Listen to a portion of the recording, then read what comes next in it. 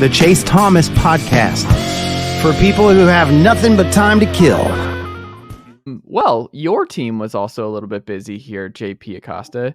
Your team extended my old friend Foye Oluokun, who was a really good linebacker, came on with the Falcons. It kind of hurt to watch him go and get paid by the Jags, but it seems like it's been good because I think the immediate reaction, right, when it happened was a little bit of an overpay for Jacksonville. And then, you just saw the dude's a tackling machine. The guy is obviously extremely gifted there, but do you like the Foye extension in Jacksonville, and has he been worth the money and the investment by the Jags? So on the micro scale, I really like it. Foye Oluokun is one of the most, if not the most underrated linebacker in the NFL.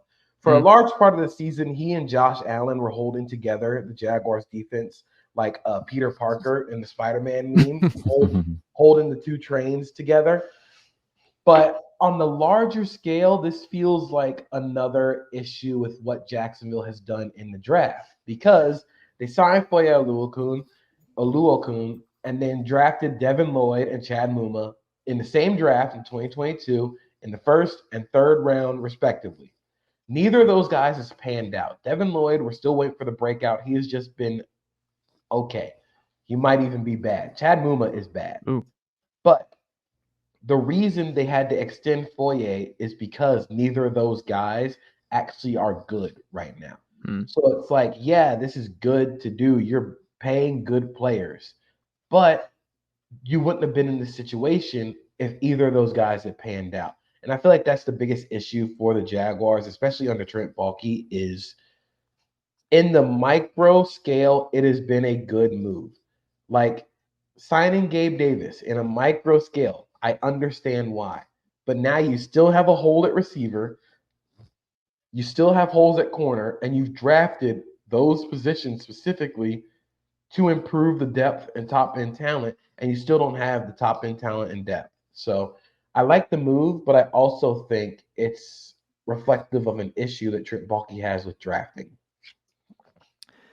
Are you closing the door on Devin Lloyd working out, or is it a schematic fit? Is it something that when you think about Ryan Nielsen coming in, do you think that's a better DC for him? I think for him, it's just he has to know how to play linebacker. At Utah, he was used all over the field, used on the edge. He's much more of a, you want to get him in multiple alignments, let him come downhill. And now in Jacksonville, he's being asked to read a lot of stuff. He's being asked to cover tight ends down the seam. And that's just not something he can do right now. He hit some major wall in the second half of the season when the Jaguars defense starts to take a downturn. So it's tough. It's tough because you want him to pan out, but I don't think they're picking up that fifth-year option when that time comes around. That's interesting. But we'll see ultimately what happens there. Foye, though, I think he's just like a high ceiling guy, right? Or a high floor guy. Like, yeah, he's solid. He is phenomenal. He is, again, the most underrated linebacker in the league.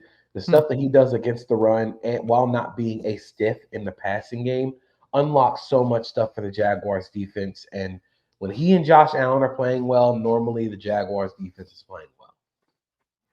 I like it. Jarrett, I saw him behind the steel curtain this week. Yeah, we're talking about, because we've been wondering about the tackle spot and what Pittsburgh might do outside of draft big Georgia players, which is, hey, bold strategy, Cotton, but let's see if it pays off for him.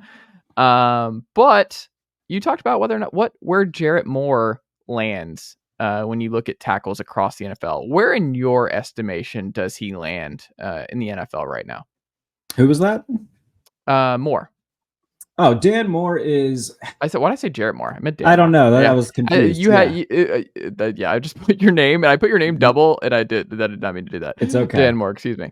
I mean, Dan Moore, I think, first of all, I know that he's well liked in the building. So I think that he's a really good depth piece to have. And the thing in the NFL is like there's no such thing as depth offensive lineman. I get that.